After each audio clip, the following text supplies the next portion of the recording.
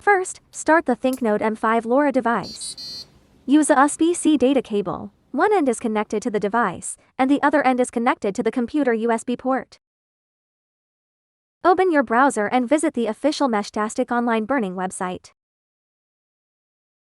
Select elecrow from the list of manufacturers. Device model, select ThinkNode M5. Select the required firmware version and click the flash burn button. Select the string slogan corresponding to the device. Click Update to flash the firmware.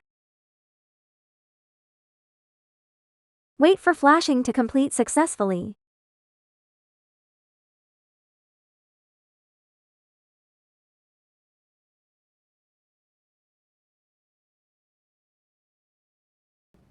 After flashing completes, the device restarts automatically.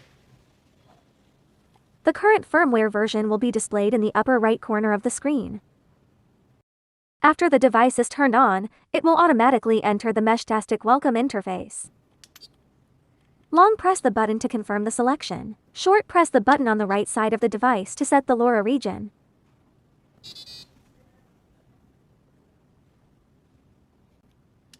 Click the button to switch the page.